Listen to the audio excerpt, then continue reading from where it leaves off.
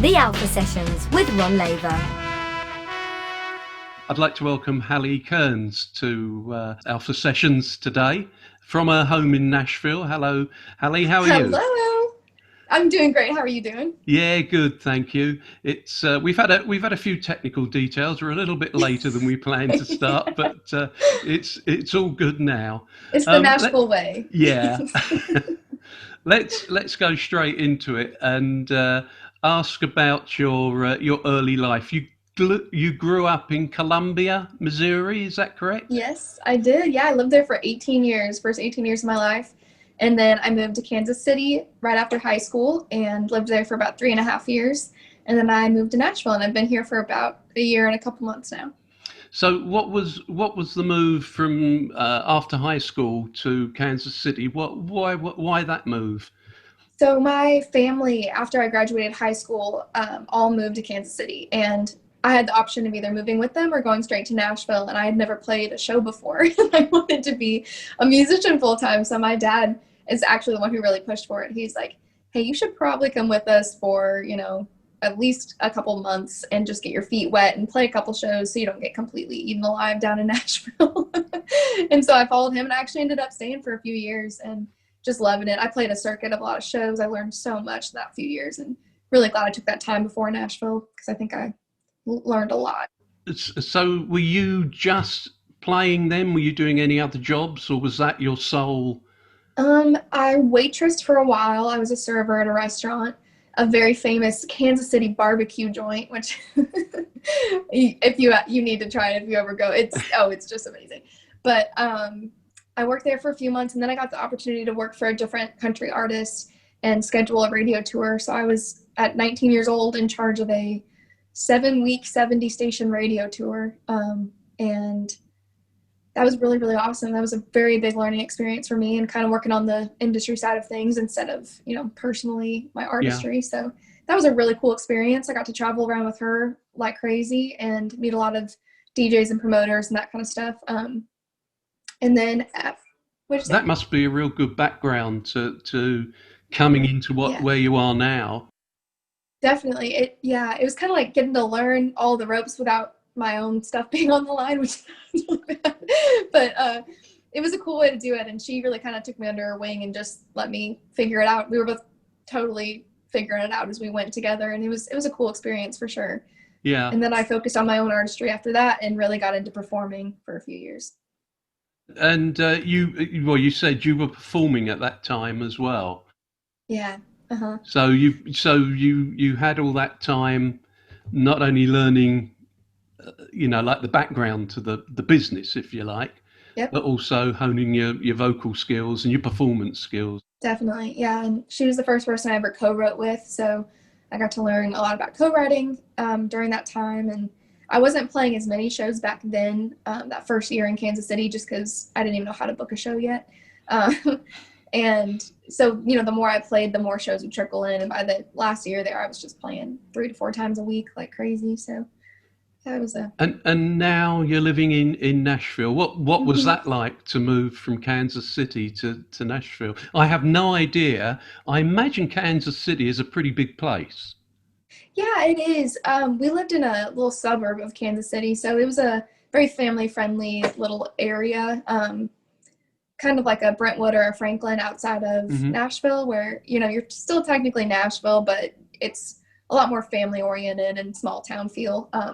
So I was never really in the downtown area of Kansas City, but it definitely has its charm to it, and it's a really, really great city, and it's booming. It's getting bigger and bigger. So, but I started taking trips to Nashville about a year before I moved. So I think it was in February of 2018.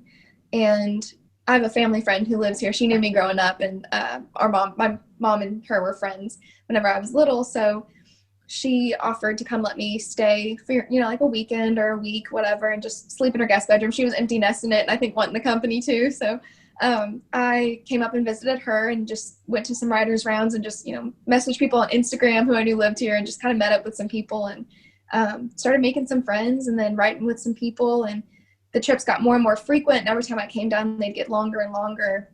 And it was really cool. I just drove up here, stayed for like a week at a time, and then would drive back home and do it about once a month for a year or so.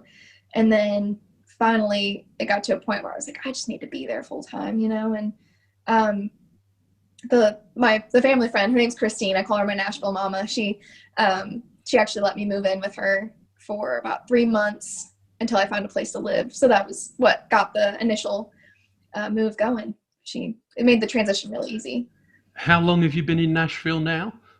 It was March 2019 when I moved here. Right. So a little over a year now. Yeah, and with all the coming and going before that, you must be pretty well settled now. It must definitely. Like, it totally feels like home now. Yeah.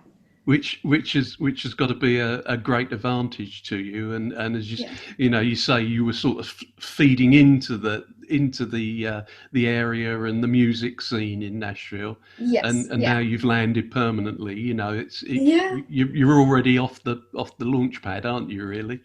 It feels like that. Yeah, I have a really great community here, and I like to compare Nashville to like a summer camp because everyone's from somewhere else in the country or in the world, and it's this little melting pot of all these people who are just chasing dreams. And whether you're in, in photography or writing or you're an artist, everyone's here chasing a dream. And it just feels like everyone's so eager to make new friends and build each other up. It's a really cool town. That's great. So it was easy to get adjusted. You had the best part of 2019, and we came into 2020, and the whole world went into lockdown. I mean, how has that been for you in your position where, and you've released a single in lockdown and yes. I guess recorded it as well. I mean, how has all that affected things for you? Has it been an advantage that you could just concentrate on that single and getting it out there, or has it hampered it? I think it was a little bit of both, and I think it felt like a huge disadvantage at first, and then I had to just kind of switch my perspective, and it became like a really awesome opportunity actually, because at first I'm a huge extrovert. I love meeting new people, I love going out, I love being with friends, and whenever the initial lockdown happened, I was confused and scared and sad, and I was just like, I don't want to be in my room all day. Like, this room started feeling like a prison, and I just was very unhappy. But and I had a lot of shows get canceled, like most artists did, and that was a bummer. And I was just kind of like, okay, I'm just ready for this to be over. And then more weeks went by, and I was like, oh, I don't think this is ending anytime soon. I need to readjust.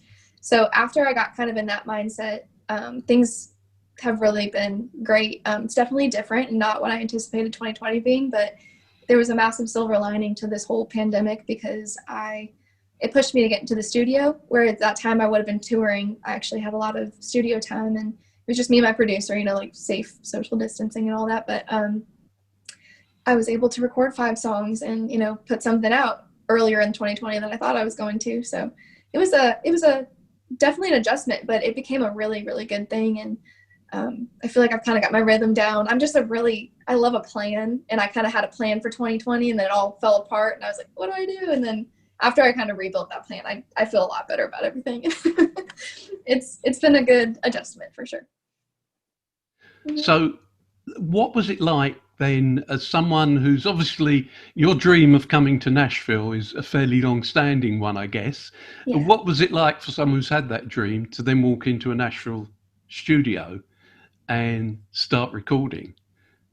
It was very intimidating. It was my producer is the kindest soul on the planet. He's the best. He's really, really good guy. His name's Steven Sharp, and he was probably the best person I could have worked with on a first project, because I just let him know right up front all of my insecurities and worries and hopes and dreams and everything, and he was so receptive to all of that and just was very, very patient with me. I wanted to be really a part of the process and know what was going on and have a huge say in every sound you hear in all of my songs. And it's hard for someone who's brand new at this to relay that information, because I don't know the lingo yet of the studio. It was my first time doing it. So he was so cool just to sit down with me and really walk me through each step of everything. Whereas I think a lot of other producers could have just taken advantage of me not knowing and just, run with it. He was really cool and patient with me, and that was really awesome. So after, the first day in the studio, I kind of got those jitters gone, and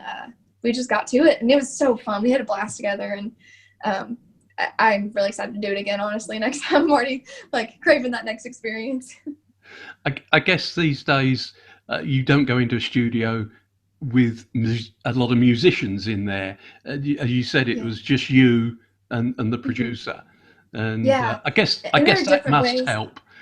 Yeah, there are definitely like different ways to approach it, but the way, since just COVID and everything, we decided to do it, the safer way, which was just ship it off like what we were thinking. He'd kind of put like a rough guitar down or something, be like something along these lines, and send it off to a professional guitar player, and they would just spice it up and like send 3 or 4 options and be like, any of these? I'm like, can you blend 2 and 3? And it was just really, really fun. It was a cool process. And same thing with drums and all that stuff. We just send it off and they'd send it back, and then just go from there. That sounds like the best of both worlds, doesn't it? Because had you had musicians in the studio and they played a lick for you, and you probably might not have been able to say, can we do it slightly different to that? Whereas you were remote from the guys that were playing the instruments, So I probably would have been overwhelmed and just been like, yeah, that's great, and not been able to be as picky or like listen to it 3 or 4 times, and it was cool. Mm-hmm. Yeah, so that's definitely one advantage of the lockdown for you. Yeah, you got to find those little moments. And the single that came out of that, "Pick Me Up," really good single, and it's really doing well. And you're getting a lot of airplays and a lot of downloads. And I love the dual meaning of the "pick me up" in the title. Thank you. Physically pick me up and take me out, and also, I need a pick me up. I need lifting. And that comes across, and that's a really good. I like the way that lyric flows. Yeah. Thank you so much. Thank you. So has it? I mean, it has been. For a newcomer, it's been relatively successful, and it is successful at the moment. So how I'm just trying to think, how has that been for you promoting it then, when you can't go into radio, you can't do a tour of radio stations, and take your single and talk to them. So I guess it's all been like this online. Yep, it's all been over the phone or via Zoom or Skype or whatever, and again, different than I anticipated, but kind of a cool thing, because I'm getting to do a lot more international interviews and that kind of thing, like what we're doing right now.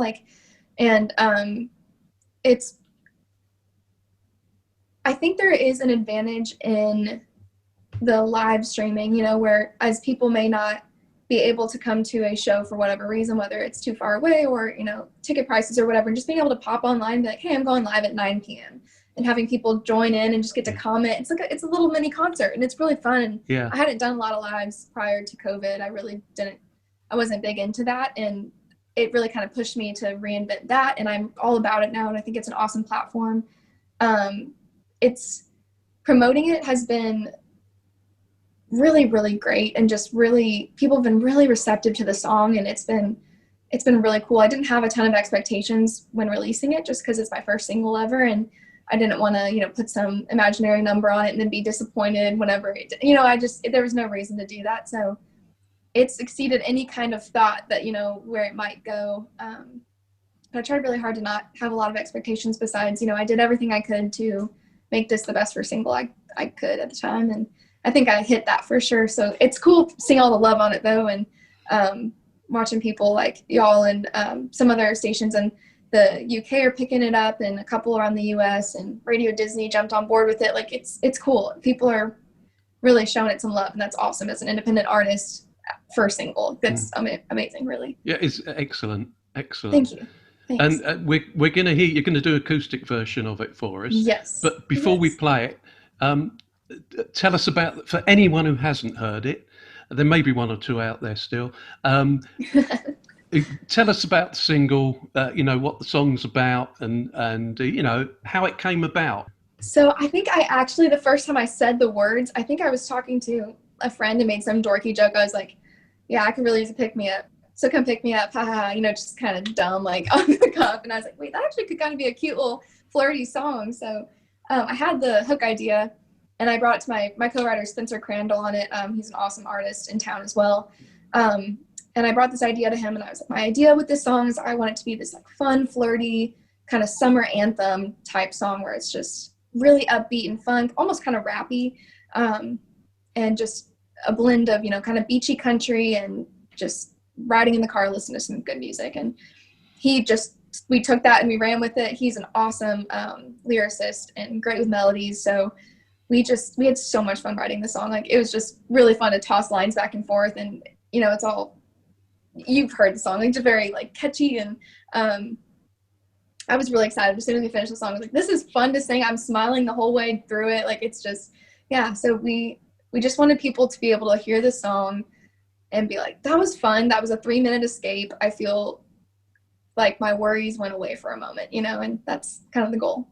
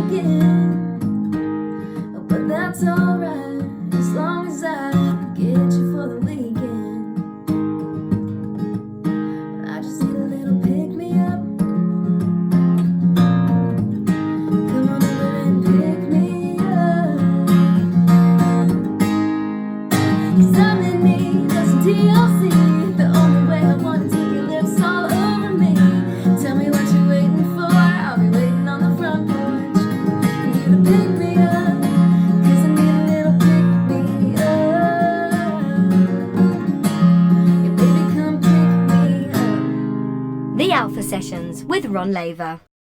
What was your approach to writing music then, to writing songs? I mean, are you get a melody and put some words, or sounds like with Pick Me Up, you started with a line? How do you write? I always prefer to start with a really strong concept. It's kind of like what I was talking about earlier. I love a plan, and it's kind of like that way with the song too. I love like a North Star. If you like, I want a concept to know what we're working towards and where we're going to end up with the song. So I never really have been the writer who starts with the first line of a song and writes to the bottom, you know. It's usually chorus first, because I usually have that hook idea and then write to that hook. So I'll write the chorus all around it and just make sure it all loops back into whatever I'm trying to say, and make sure that, you know, thesis statement is really strong, and then add everything else around it. That's usually the way I go about it. Your single was co-written, and you've co-written before, you said. Yes. Do you like that? Is that something you like doing, or do you prefer writing alone? Absolutely. No, I love co-writing. I love the collaboration process, and I think I usually like to have an idea started, or, you know, at least some kind of, like I said, concept. If I have a song idea like Pick Me Up, I knew the mood of it. I maybe didn't know, you know, all the melodies yet or anything like that, but I knew the mood and I knew the title and what I wanted it to say, even if not directly into the lyrics yet, you know. And so that is usually where I like to start with the song. And then I love bringing other people into it, because I think in every co-write I've had, people bring in ideas that your brain wouldn't go to based off of your experiences, or melodies that you wouldn't have come up with. And it just makes this a collaborative effort in a song that like maybe one human alone couldn't do. So I love co-writing.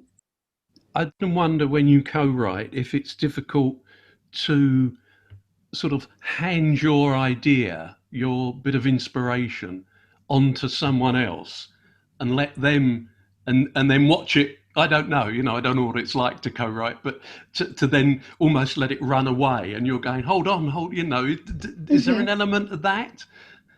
Yeah, I think early on there was more of it, and I think you kind of learn who you write well with and who your group is, and usually if they know your style and that kind of thing, they know what you're going for, and that's why it's important to also determine who is the artist in the room that you're writing for. Whether it's, if me and Spencer were writing together, we're both artists, and it's important for us to determine right away who we're writing for that day, because what song I might cut, he probably wouldn't, and vice versa. So we always try to like go in with a good idea of who you're writing for. That way that idea doesn't get away from you, or become something that you wouldn't end up cutting, because everyone loses at that point, if the song just kind of dies off there.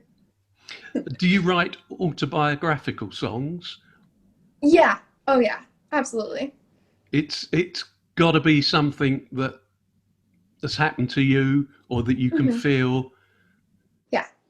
Yeah, absolutely. Or something that, at least if I haven't lived it directly, it's something that I've experienced enough and can maybe dramatize a little bit or whatever. But it's always based on truth, always whether I'm reflecting on a past situation, or, writing about something I've felt or I'm feeling currently. I always try to write something true to me, because I like telling my stories, and I think that's what some of the best artists do. That's the artists I've connected to most throughout my life, are artists who tell their own stories and make them relatable in that way. You mentioned earlier how much you enjoyed the production work and being in the studio and being so closely involved. Is that something you think you could get more involved in as time goes on? Is it something you would pursue, or do you think that would detract from your songwriting and performing?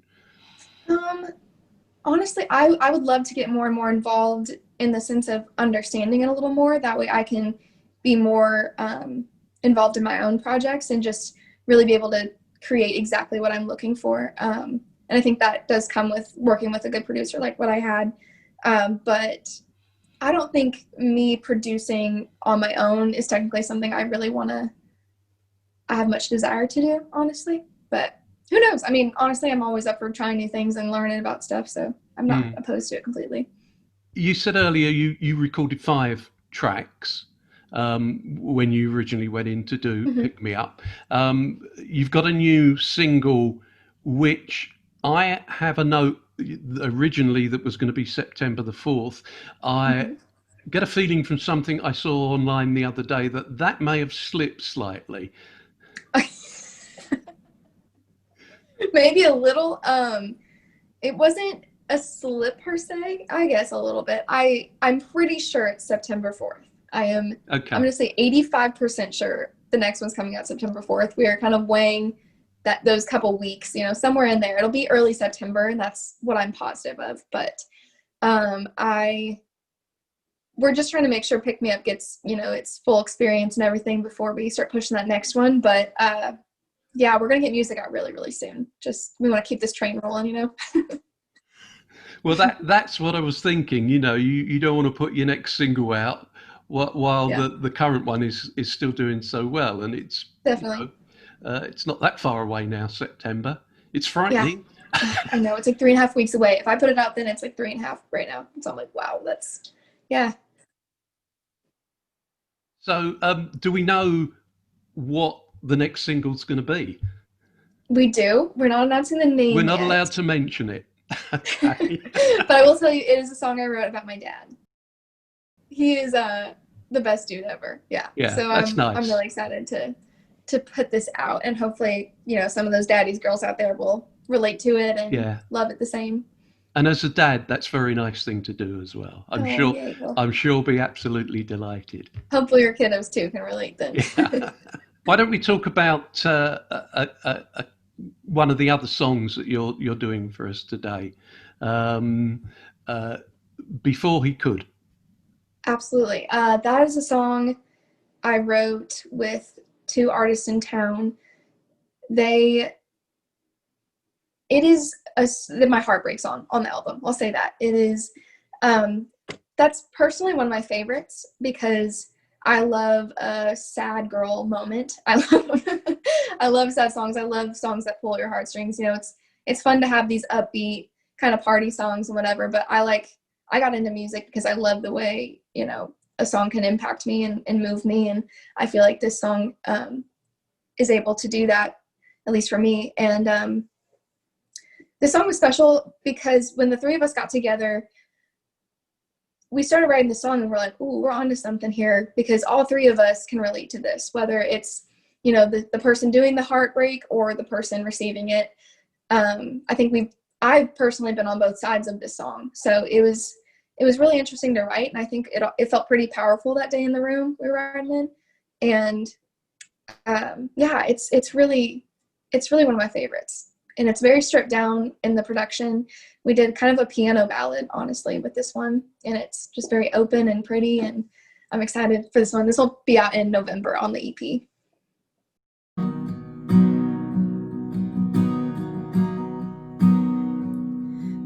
was all Friday nights with a glass of rosé, singing inside, talking over the rain coming down.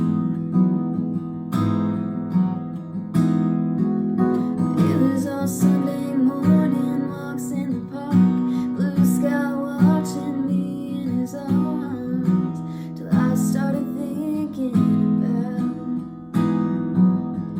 how it all seemed too good to be true, and if I leave now I'll have less to lose. And so I ran from what I wanted, that front door was my way out. I pulled out the driveway, turned on the highway, headlights looking down the easy route. I saw forever in his need you eyes. He didn't deserve to hear goodbye, but I was scared to let my heart do what it should, so I broke it before he could.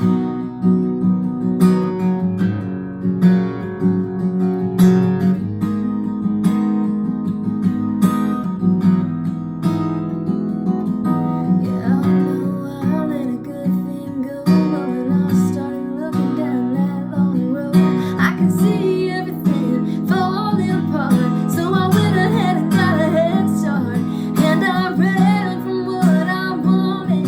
That front door was my way out. I pulled out the driveway, turned on the highway, headlights looking down the easy route. I saw forever in his need you eyes. He didn't deserve to hear goodbye, but I was scared to let my heart do what it should, so I broke it before he could. Leave me kitchen floor crying, kicking myself, asking God why, and praying someday that he'll turn back around. I'm probably like he's hoping I will right now,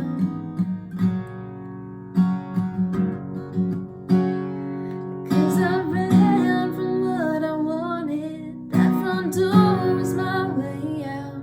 I pulled out the driveway, turned on the highway, looking down the easy route. I saw forever in his need you eyes. He didn't deserve to hear goodbye, but I was scared to let my heart do what it should. Yeah, I was scared to let my heart work like it should, so I broke it before he could. Yeah, I broke it before he could.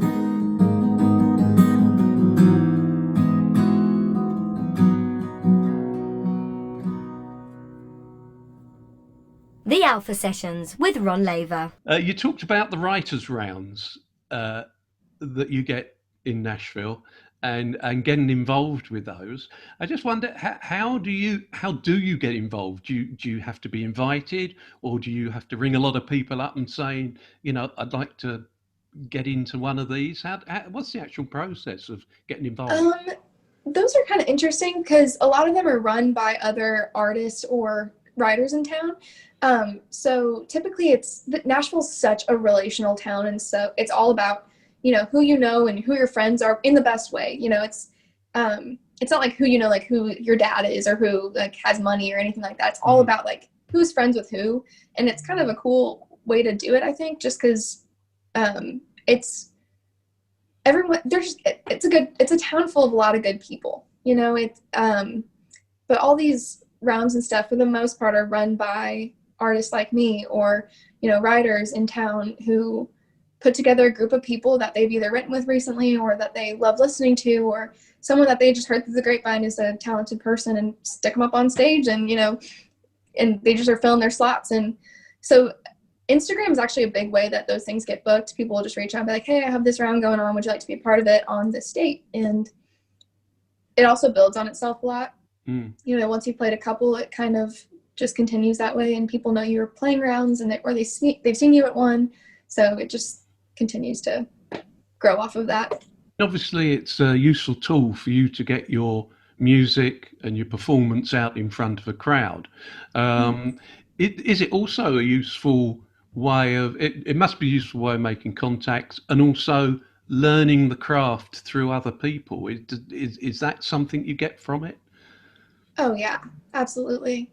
There have been so many moments up on stage where you're up there with these super talented people. I mean, everyone in Nashville is just, there's a dumb amount of talent here, honestly. It's wild. And you think you got something going, and you get up on stage, and the person right next to you, like, may have never heard of them before, and they just start singing, and you're like, who are you? Why are you not on every radio station, every minute, every day? Like, it's amazing. And it can be really intimidating at times, but you learn so much through I kind of pride myself on being the dumbest person in the room, I think, sometimes, and just being like, hey, I'm just going to soak this in, and I'm happy that I don't know the most here. Like, I want to just learn from these people because there's so much talent here and so much hard work, and it's really cool. It's admirable. I'm sure that's not true. I'm sure you're not the dumbest person. No. You know what I mean, though. I love soaking in info around me. I also noticed you've I guess when you were back in Kansas City, you played with some pretty big names. I mean, I've got names like Trace Adkins, Eli Young Band, Tracy Lawrence. Were they all one-off shows, or were you touring with them? Yeah, those were all one-off shows. Yep, they were. Other than William Michael Morgan, I played with him twice, but everyone else was just a one-time thing where they needed an opener and hit me up, and I was lucky enough to get to be on stage right before them. That was really, really, really cool. Some of my favorite memories. I love performing. It's probably my favorite part about this whole process. I love performing. So it was really cool, especially the couple hometown shows I did with that stuff. It was really, really neat to just get to sing in front of a huge crowd of some familiar faces and that kind of thing, and just get that feeling. And again, I mean, did you get the chance to stand at the side of the stage when the main act was on and just again soak that up? Absolutely, yeah. Sometimes I would go into the crowd and just watch and kind of do that, and other times I would just stand backstage or go into the green room or whatever. But it's so cool. The artist who, and this is the kind of artist I want to be if I ever get the chance to headline my own tour and that kind of thing, that there are certain artists who stayed back in the green room, while the middle act was on, or maybe after their set or whatever it would be, and would just sit down and talk to me for a while. And it meant so much to me as I played acoustic sets for the most part, and just being an independent girl out of Nashville who really doesn't have any connections or anything like that, for an artist at the caliber of artistry that I want to be at eventually one day, to sit down and take the time to talk to me when they don't have to, or they don't have to give me any advice or care about what I'm doing. And it just meant a lot. And I hope to be able to do that for people one day too. And those are some of the coolest moments and some of the best lessons I learned. Not even about what they told me specifically, but just the way they treated people along the way. You know, it's really cool. Okay, so before you go, what plans have you got for the future then? I mean, I'd say touring or something, but can you look that far ahead at this stage with everything that's going on? Yeah, it's hard to predict timeline-wise when everything's going to be opened or how open it's going to be once it is. But I would love, love, love to be touring this next year if possible. If anything allows for it, I'd love to get on the road and hopefully join on to a mini tour of some kind and, you know, be tour support for someone. That'd be the dream for sure. All 5 songs will be out before the end of this year. So I'm hoping that kind of sets me up for some cool opportunities and, you know, some new meetings and that kind of thing for 2021. And I'm just going to keep writing music and putting out as much as possible. I don't want to like put out music and then wait, you know, 6-7 months and put out more. Like, I'm just going to keep it rolling. So I knew once I flipped the switch on, it would stay on. So I am prepared for that. What about the UK? There's nothing I want to do more than play in the UK. Someone asked me that the other day. They're like, besides places in the US, like, where do you want to play next? I was like, I need to get to the UK because people there are being really great to me and just really like soaking in my stuff. So there's nothing I want to do more than play in the UK. And I've never been to Europe, so. Okay, well, we'll look forward to that, and Thank you. maybe if you do get over, you can come and visit us in our studios, and we can do a face-to-face interview. I would love nothing more than that. I will absolutely remember that and hold you to it. That's great. We've talked about your EP that's going to have 5 tracks on it. We're hearing 3 of them today. The third one, Whatever You Do. Can you tell us something about that? Definitely. This is the other kind of beachy feel one on the album. It's actually set, the scene is set at a little beach joint in the song. And it is just, again, a really feel good, kind of flirty beach song. And it's really laid back. The production on it is super beautiful. One of my favorite productions on all 5 songs. It's really mandolin heavy, which it's kind of different for me. My dad's a huge Zac Brown band, Kenny Chesney, that vibe of music. And so he listened to this and he's like, this one's it. Like, he loves this one. He's like, it needs a steel drum. You know, it kind of has that beach flair to it. So kind of Jimmy Buffett style, but that one's, it's. Okay, one more question. We just do this for a bit of fun. Cool. A dream gig. The phone rings tomorrow morning and some promoter says, right, we like your stuff. You can put on a major concert anywhere in the world. You name the venue, we'll put it on for you. And you can have any artist performing with you. Ooh. So where would you choose, first of all? I think I would choose Red Rocks in Colorado. Is that the one that's dug into the canyon? Yeah.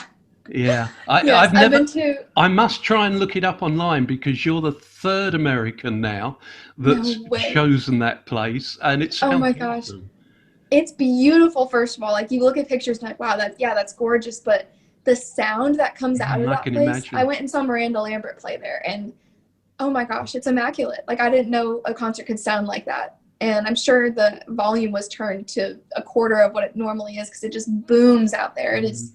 It's stunning. I would love to play that venue. I love Colorado too, so that would be a lot of fun. And it's hard because like half of me wants to do like someone super classic and someone I was raised on, like Alan Jackson or something like that. And then half of me wants to say Casey Musgraves. And then the other part wants to say Jason Mraz, who I loved all growing up and listened to like crazy. And I love everything he does with his performances. He might be who I pick, actually. Okay. He might be who I choose. Okay. Yeah. Well, that sounds. Sorry, that's 3. That's not fair, but yeah. We'll see what we can do about that for you. Okay. Thank you. And pull some strings for me. As this is a big gig and it's a dream gig, you can have any rider you like, obviously. So, yeah, for sure. So what would you like? How outrageous would you? Green M&Ms only. No, I'm just kidding. You're saying a dream rider? Yeah.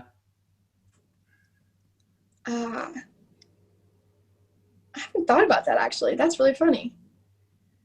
Probably just do something really weird and just, I'd love to be super comfortable before I go on stage, at least like to like 30 minutes before. So I'd probably do some like big fluffy robe and slippers and like just be super cozy, kicked back, some tea beforehand, maybe like a puppy to play with just to calm me down. I like it. Oh, that's great. Okay, Halle. It's been really good talking to you. It's been awesome talking to you too. And wish you all the best for the future. And don't forget, if you're in London, you've got our contact details. Absolutely. I will not forget it. We'd love to have you come out and do a session. Thank you. I would love to do that too. Thank you for talking to me. It's been so fun. Bye for now. Bye. See ya.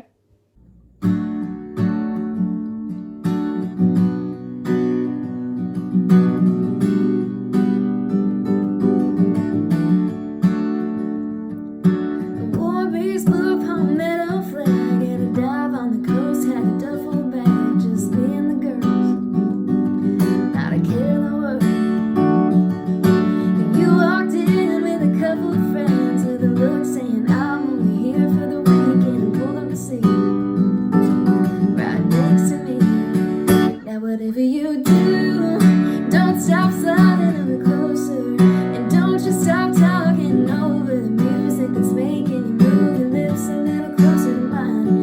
Whatever you do, keep on dancing all around me, and keep on trying to make me forget that we just met, 'cause I'm really getting into it. Whatever you do.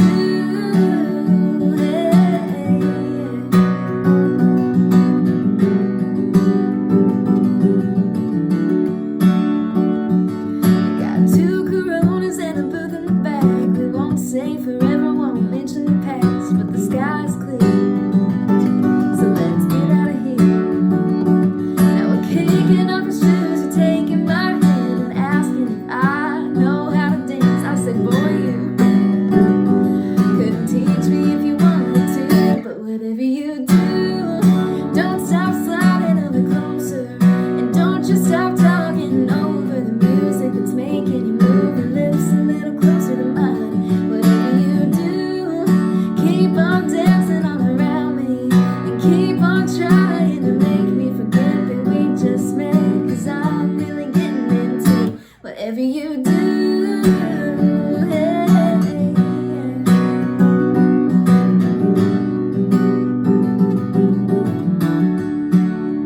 now whatever you do, don't stop sliding a bit closer, just quit talking.